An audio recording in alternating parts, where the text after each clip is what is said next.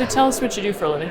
I am a financial security professional for the last 17 years. 17 years. Why financial security?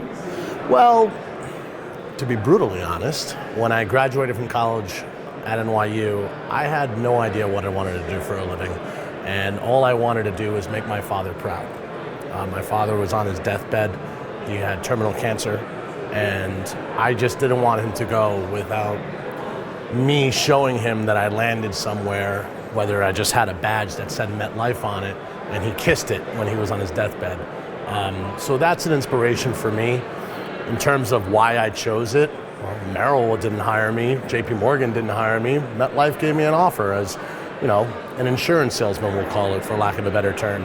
And I just kept on going, right? Through the financial crisis, I kept on going, all for the purpose of making my father and then ultimately my family proud.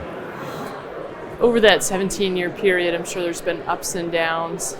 You've obviously had considerable success. If you could go back in time and tell yourself one or two things to help expedite that success, what would it be? Don't be afraid to work with more senior people that you find ethical and trustworthy. Obviously there's always bad apples in any office, but one of my mistakes was I thought I knew it all, and I refused to work with a more senior advisor that was more successful than me numbers-wise, was putting up better numbers than me day in and day out. I just thought that I was smarter than them, and that was a big mistake of mine, and it is one of my weak characteristics.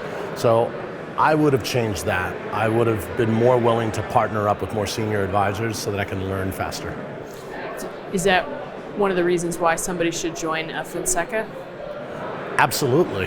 At the end of the day, when you're here, I said this last year when I first came to this conference, nobody is trying to keep their secret sauce hidden. People are really openly sharing ideas in an open forum among multiple carriers, multiple industries, and if you're here, you can learn from the best. Is advocacy important to you? Is Absolutely. advocacy important to the success of your business? Absolutely. At the end of the day, Hill Day is what made me fall in love with this conference. I've always had a knack for politics. I've always had an affinity for politics. Growing up in a family that escaped communism, politics was a very important debate in our household every single day. My brother was a lawyer. He was captain of his speech and debate team. I always listened to my father and my brother arguing, and it just became a part of our daily lives. So being able to meet congressmen and advocate for our industry for the benefit of the American people is probably the main reason why I joined the organization. You've been in the business for 17 years. You've now been part of Fonseca the last couple. What do you say to somebody who's on the fence about joining Fonseca? Do they need to wait 15 years to be part of the organization? I would say if you heard about it, then don't wait. My problem was I didn't hear about it until a year and a half, 2 years ago. And I said, what is this conference in DC? A Penn Mutual advisor told me you should go to this. And I said, absolutely, I'll go. And I fell in love with it.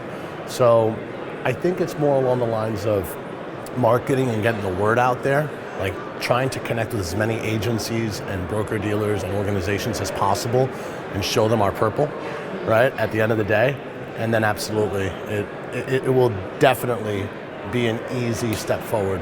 Now, as far as membership is concerned, it would be great if general agents can sponsor an entire firm through payroll so that individuals that may not necessarily have the ability to pay that membership fee because they're just starting out can be a part of the organization without necessarily having to come out of pocket for it.